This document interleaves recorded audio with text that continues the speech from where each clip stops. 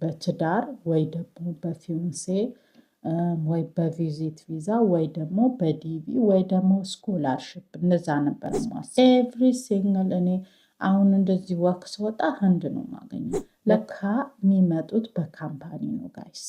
የቪዛው አይነት የምን ቪዛ እንደሆነ H1B ቪዛ ይባላል። የዚህ አፕሊኬሽን ማለት ነው።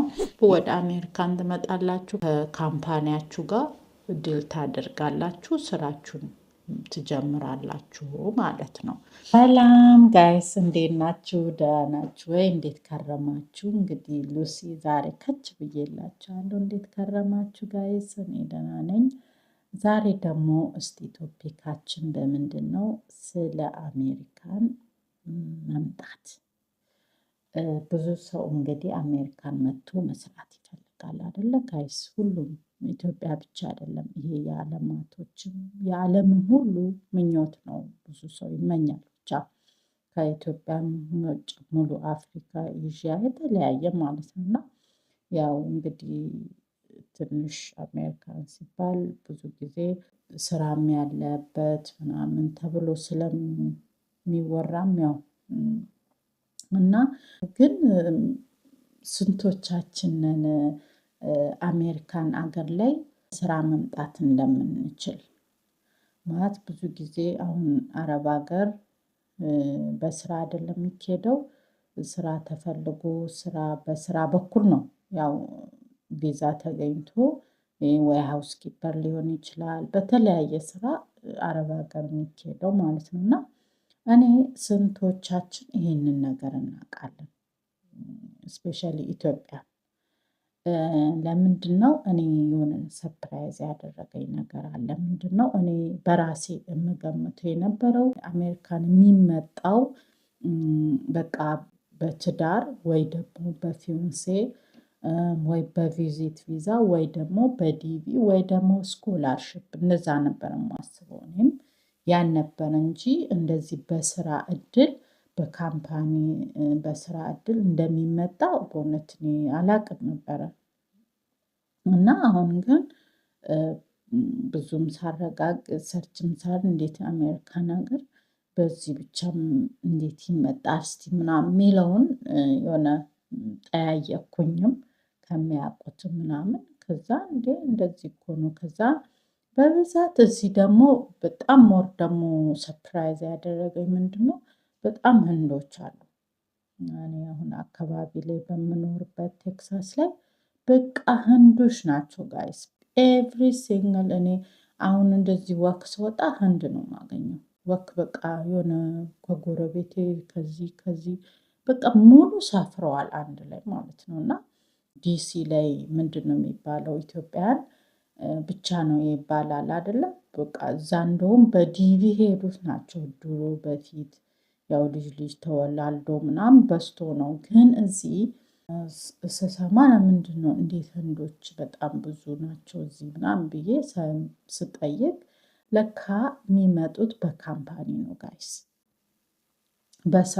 በስራ ነው እነሱ ያው ኮምፒውተር አይቲ ነገር ምናምን ጎበዝ ናቸው። ታውቃላችሁ ህንዶች በቴክኖሎጂ በጣም ረቂቅ ነው አእምሯቸው።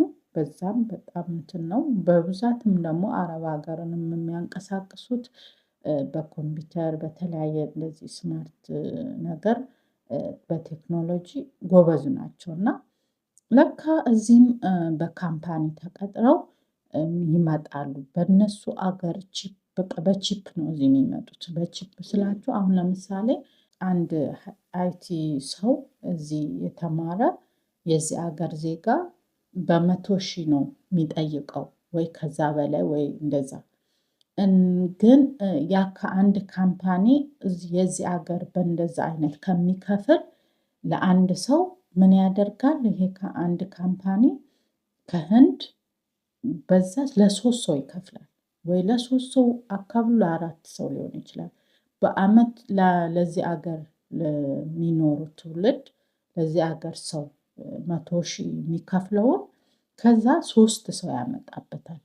ገብቷችኋል አይደለ ጋይስ? ለዛ ይሄ ካምፓኒ ተጠቃሚ ነው ማለት ነው። ከዛ ወይ 2 አመት እንደዚህ ሳይን አድርጎ ከዛ በኋላ እየቀጠሉ ሲሄዱ እንትናቸውንም እነሱም እያሳደጉ ሲሄዱ ተፈላጊነታቸው በዛ ካምፓኒ ስር ይሄዳል ማለት ነው። ከዛም በኋላ ቤተሰቦቻቸውን ማምጣት ስፖንሰር ይሆናቸዋል ካምፓኒው። ከዛ ቤተሰቦቻቸውን ያመጣሉ ማለት ነው። ሚስት ባል ትዳር ካላቸው ልጆቻቸውን ሆነ ሰዓት ላይ በቃ ያመጣሉ ያ ካምፓኒ ኦልሬዲ ስፖንሰር አድርጎ ማለት ነው። እና ከዛ እና ይሄ ነገር ለህንዶች ብቻ ነው እንዴ የሚሰጠው ወይስ ማለት እኔ አገር ብቻ ተለይቶ ነው እንደ ይሄ ነገር የሚሰጠው ብዬ ስል ኖ አይደለም። ለኤዥያ ለተለያየ ለአፍሪካም ለምንም ለሁሉም ነው። ግን በቃ ሰርች አድርጎ ያ ካምፓኒ አሁን ለምሳሌ አንድ ስለ ኮምፒውተር ያጠና አንድ ካምፓኒ የሚፈልገውን ስለዛ ስራ የሚፈልገው ይኖረዋል። ከዛን ያወዳድርና ያንን የሚያሟላ አይነት ሆኖ ካገኘው ኬትም ይሁን ኬትም እሱ የሚያሟላ አይነት ያ ካምፓኒ የፈለገው ሰው ከሆነ ፒክ ያደርገዋል። ኦልሬዲ ኤቭሪቲንግ ወረቀት የሚያስፈልገውን የስፖንሰርነቱን ምናምን የኢንተርቪውን ሁሉን ነገር እንትን ኤቭሪቲንግ በቃ ይጀምራል ማለት ነው። ከዛ ካምፓኒ ጋር ማለት ነው። እና ከዛ በኋላ ለኢንተርቪው እንደማንኛውም ኤምባሲ ኢንተርቪው ይሄዳል። ከዛን ያው ኤምባሲ ደግሞ ከዛ ከሚወስደው ስፖንሰር ጋር ካምፓኒ ኮሚኒኬት ያደርጋል ከኤምባሲ ጋራ ያው ኢንተርቪው ሲያደርገው ኢንተርቪው ደግሞ እነሱ ደግሞ ኤምባሲው የራሱን የቻለ ደግሞ ለሱ የሚጠይቀው ይኖራል ማለት ነው። ያንን እንግዲህ ኢንተርቪው ያው ግዴታ ነው። ኢንተርቪው ለብቻ ነው። ስፖንሰር ካምፓኒው ያድርግ እንጂ እዛ ጋር ደግሞ የሀገሩ ደግሞ እዚህ ለሚመጣበት ኤምባሲ ገብቶ ኢንተርቪው ደግሞ ራሱን የቻለ አለ ማለት ነው። ያንን ኢንተርቪው ግን ቪዛው ይለያያል። አሁን ለምሳሌ ሁሉም ቪዛዎች ታውቃላችሁ ጋይስ ይለያያል። የትዳር ይለያል፣ የፊዮንሴ ይለያል፣ የዲቪ ይለያል፣ የቫኬሽን ይለያል። እና ይሄኛውም የራሱን የቻለ የስራ ነው። የስራው እንደ ተለያየ እንደ ቪዛው የኢንተርቪውም ጥያቄ እንደዛው ይለያል ማለት ነው። እና ያንን ካሟላ ዋይናት ይመጣል። ከካምፓኒው ጋር ድል ያደርጋል። ስራውን እዚህ ይጀምራል ማለት ነው። አንድ ሰው ከዛ ግን በብዛት ምንድነው የሚገርማችሁ ነገር ማለት ነው። በአንድ ስራ ብቻ አይደለም። ሆቴል የሆቴል ጽዳት ሊሆን ይችላል። የፋርመን የተለያየ ማለት ነው። እና ዛሬ ግን ስለምንድነው ቪዛው የምነግራችሁ የቪዛው አይነት የምን ቪዛ እንደሆነ እንግዲህ የቪዛው አይነት አፕሊኬሽን ቪዛው የዚህ የስራው ምንድነው የሚባለው ምንድነው? H1B ቪዛ ይባላል የዚህ አፕሊኬሽን ማለት ነው። የምንድነው ይሄ አፕሊኬሽን የኤምባሲ የምትሞሉት የቪዛው አይነት ነው። አሁን ለምሳሌ አይቲ፣ ዶክተር፣ መምህር እና ኢንጂነሪንግ እነዚህ እንግዲህ አምስቱ በዚህ ቪዛ አፕሊኬሽን ነው ማለት ነው የምትሞሉት። አንድ ካምፓኒ ወይም አስተማሪ መምህር እፈልጋለሁ ብሎ ያንን ከምታሟሉ ካምፓኒው እናንተን ፒክ ካደረገ ዲል ካደረጋችሁ ስፖንሰር ሆናችኋለሁ ብሎ በቃ ኤቭሪቲንግ ኦኬ ከሆነ ከዛን ይሄን አፕሊኬሽን እንድትሞሉ ካምፓኒው ያደርጋችኋል። ስፖንሰርነት ኤቭሪቲንግ ስለ ካምፓኒውም ትሞላላችሁ። ከዛ በኋላ ያው ሙሉ በሙሉ ስፖንሰር ስለሆነ የሚሆነው ካምፓኒው ኤምባሲ ስታስገቡ ኦልሬዲ ያውቃል ያንን ካምፓኒው ነው። ኤምባሲው ማለት ነው። ኢንተርቪያችሁ ሰዓት ሲደርስ ጊዜው ሲደርስ በቀጠሯችሁ ታይም እንደ ማንኛውም ያው ቪዛው እንደ ቪዛው እንትኑ ይለያያል፣ ኢንተርቪው ይለያያል። አንድ አይነት አይሆንም። የትዳር ለብቻ ነው፣ የፊዮንሴ እንደ ለብቻ እንደሆነው። ይሄም ደግሞ ስራውን በማካተት እነሱ የራሳቸው የሚጠይቁት ጥያቄ ይኖራል። ያንን ደግሞ በኤምባሲ ደረጃ የተጠየቃችሁት ነገር ካለፋችሁ ቪዛችሁን ታገኛላችሁ። ከዛን እየዞራችሁ ጦብ ወደ አሜሪካን ትመጣላችሁ። ከካምፓኒያችሁ ጋር ድል ታደርጋላችሁ፣ ስራችሁን ትጀምራላችሁ ማለት ነው። ይህንን ልላችሁ ነው ጋይስ። እንግዲህ ያው እንዴት ነው ይህንን እንግዲህ አንድ ካምፓኒ እናንተ የምታሟሉት አይነት ይኖራል። እሱን ይጠይቃችኋል። ፒክ ካደረጋችሁ እሱን እያሟላችሁ ኤቭሪቲንግ እንዴት ነው አሁን እንዴት ነው ስኮላርሽፕ ወይ አንድ ሰው ደርሶ ትምህርት ቤቱ ፒክ ካደረጋችሁ ከዛን እንዴት ነው የትምህርት ቤት አሁን ለብቻ ነው ራሱን የቻለም የትምህርትም ቪዛ አፕሊኬሽን የተለየ ነው።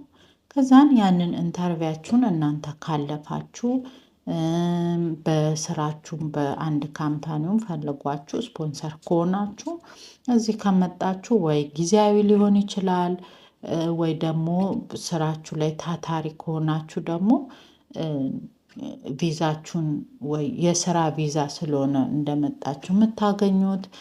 ከዛ ደግሞ እዚህ ደግሞ ወይ ሲንግል ከሆናችሁ ታገባልን ወይ አንዷን ቪዛ ያላትን ልታገቡም ትችላላችሁ፣ ልታገኙ ትችላላችሁ።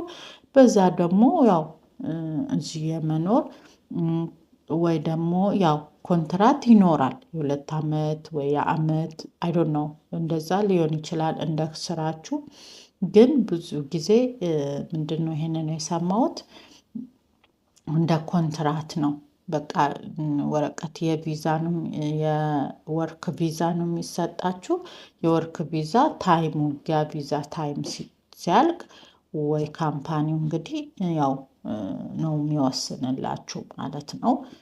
ይህን ልላችሁ ነው እንግዲህ ህንዶቹ እዚህ ፈሰዋል ጋይስ። እኛ ብዙ ጊዜ ከቴክኖሎጂ በጣም የራቅን ስለሆንን አሁን ህንዶች፣ ኤዥያዎች በተለያየ ሆስፒታል አሁን እኔ ኤዥያዎች አያለው፣ ፊሊጲኖች አያለው ምናምን ጋይስ እውነቴን ነው የተለያየ አያለው። እና እንዴት በቃ እንዴት ነው የሆነ እንትን ያው እንደኛ ሆኖ የሚመጡ ነበር የሚመስለኝ፣ ግን አይደሉም። ኤዥያዎች በብዛት ስማርቶች ናቸው፣ ለቴክኖሎጂ ቅርብ ናቸው። ሰርች አድርገው አንድ ነገር ለማግኘት በጣም ቅርብ ናቸው። ግን ታውቃላችሁ እና እነሱ በእንደዚህ አይነት በብዛት የመጡ ናቸው። የሚገርማችሁ ማለት ነው። እስፔሻሊ እንዲያዎች እንዳለ እዚህ በኮምፒውተር በአይቲ ምናምን በተለያየ እንደዚህ በቴክኖሎጂ አይቲ እዚህ የሚሰሩት እንዳለ እነሱ ናቸው። የሚገርማችሁ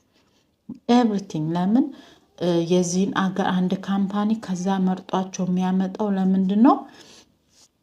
ካምፓኒው እዚህ አሁን ለምሳሌ አንድ አይቲ ሰው ለመቅጠር ማለት ነው አንድ ካምፓኒ ለዚህ ሀገር ለሚኖር ነዋሪ 100,000 ሊሆን ይችላል በአመት የሚከፍለው። ከዛ ግን በ2 ሰራተኛ ወይ 3 ሰራተኛ ያመጣበታል በአመት ማለት ነው። የሚገርማችሁ ለዛ ያንን ሁሉ ስለሚሸፍን ለምን በቃ ከዚህ አንድ ሰውም ቀጥሮ ብቻ ያን ሁሉ የሚከፍልበትን እዛ 3 ሰው ያመጣል በቺፕ እዚህ ያሰራሉ ማለት ነው። ከዛ እነሱ ደግሞ ጎበዞች ናቸው፣ ይሰራሉ። ከዛ ቤተሰባቸውን ያመጣሉ። ከዛ እዚሁ ደግሞ የተባዙ እዚህ ያሉ ማለት ነው። እና በብዛት እንግዲህ ይሄንን እኛም ሰርች ማድረግ አሁን ለነገሩ ቴክኖሎጂም ጥሩ እየሆነልን ነው፣ ደስ የሚለው ማለት ነው። በእንደዚህ አይነት ነገር ሰርች ብናረግ ስራዎችን ጥሩ ነው።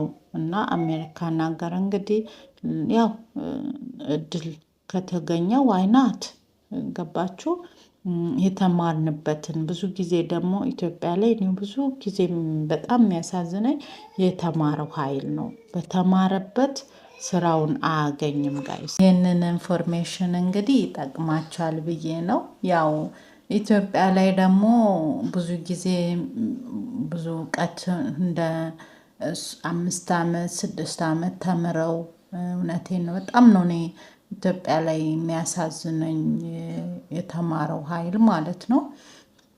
ያው በተማረበት በለፋበት ያን ሁሉ ጊዜውን እድሜውን ጨርሶ እንግዲህ ትምህርት ዩኒቨርሲቲም ገብቶ 5 ዓመት 6 ዓመት 7 ዓመት መማር ከግማሽ እድሜ እንደመቀነስ ማለት ነው። ግን በቃ ከዛ ያው ሁሉ ተምሮ ውጤታማ አይደለም ሲመጣ ከዩኒቨርሲቲ ሲወጣና ተመርቆ እንግዲህ ያን ሁሉ ለፍቶ ማለት ነው። እና ጋይስ በቃ እኔ የምላችሁ በቃ ይሄ እንደዚህ አይነት ነገር እንደዚሁ ደግሞ አሜሪካን እንደሚኖረው ደግሞ ሜቢ ሌላ ሀገራቶችም ዩሮፕም እኛ ሰርች ስለማናደርግ ነው እንጂ ዩሮፕ የተለያየ አገርም እንደዚህ አይነት እድል ሊኖር ይችላል።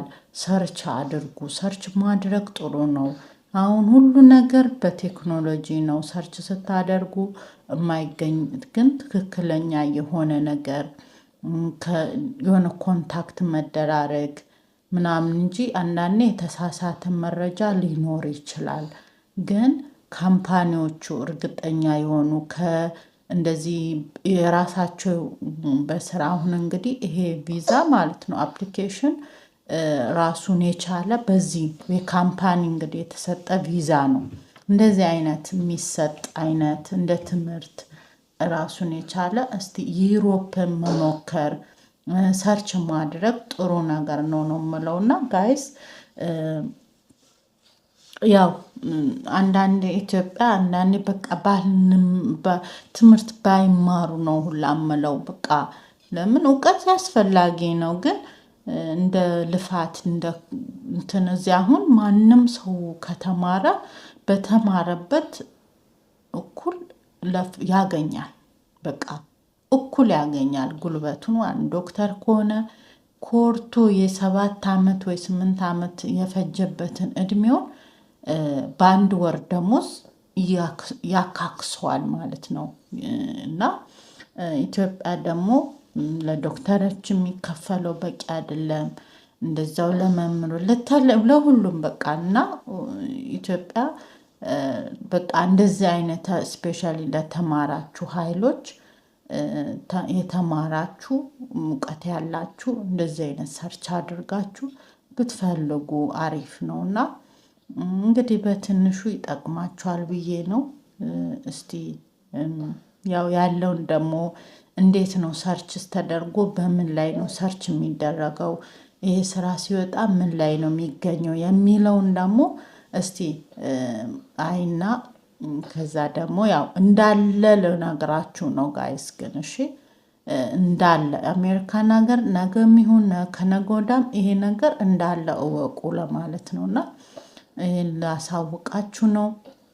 በሌላ ቪዲዮ ደግሞ ስለ ለፋርመን ለሃውስኪፐር ለሆቴሎች ምናምን እንደዚሁ ደግሞ ለብቻ ቪዲዮ ደግሞ በቅርብ ጊዜ ሰራለሁ። ዛሬ እንግዲህ ያው ለመምህር የሚሆን ለዶክተር የሚሆን ቪዛ አፕሊኬሽን ነው እንትን ያልኩት ቪዲዮ የሰራሁት። እንግዲህ በሌላ ደግሞ በእንደዚህ በተለያየ ደግሞ በሌላ ቪዲዮ ደግሞ እሰራላችኋለሁኝ ጋይስ። ይሄ እንግዲህ ይጠቅማችኋል።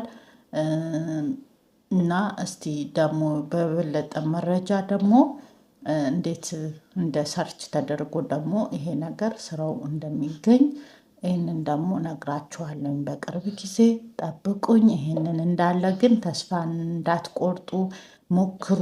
የተለያየ አሜሪካን ሀገር ብቻ አይደለም ዩሮፕም ሊኖር ይችላል ጋይስ።